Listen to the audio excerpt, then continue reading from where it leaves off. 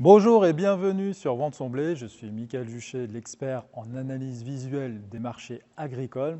Et donc aujourd'hui, je voulais revenir sur le prix ferme qui peut être proposé par les coopératives ou négoces quand ils achètent votre marchandise, vos grains.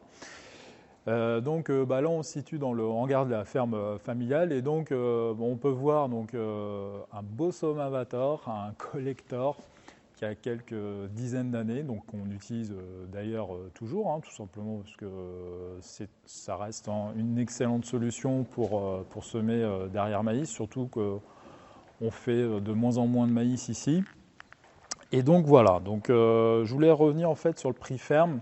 Et le prix ferme, en fait, c'est une solution de commercialisation pour les coop et les négoces qui est assez ancienne, parce qu'en fait, on pourrait le qualifier de prix du jour. Vous savez que les prix, surtout aujourd'hui, depuis quelques années, ils fluctuent tous les jours. Et donc, les organismes stockeurs comme les coopératives ou les négoces, en fait, vont définir un prix ferme pour chaque jour. Donc, entre guillemets, le prix du jour. Et donc, ils vont le communiquer en fait aux agriculteurs, aux exploitants agricoles, qui vont pouvoir vendre à ce prix. Alors, par exemple, aujourd'hui, on est au mois de juin, on est le 19 juin exactement.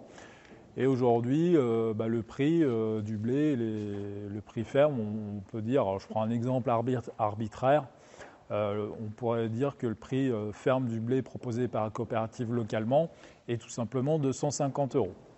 Et hier et avant-hier, il était par exemple à 153 et en fin de semaine dernière, le prix ferme chaque jour, vendredi dernier, il était par exemple de 145 € de la tonne.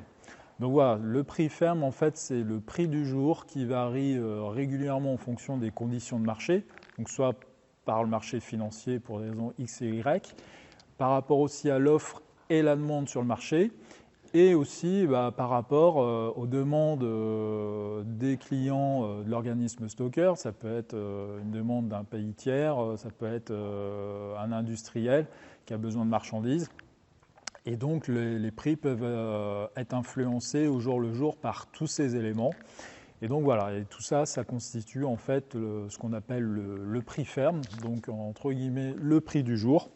Donc voilà, donc je pense que vous connaissez parce que c'est une des formes de commercialisation les plus anciennes.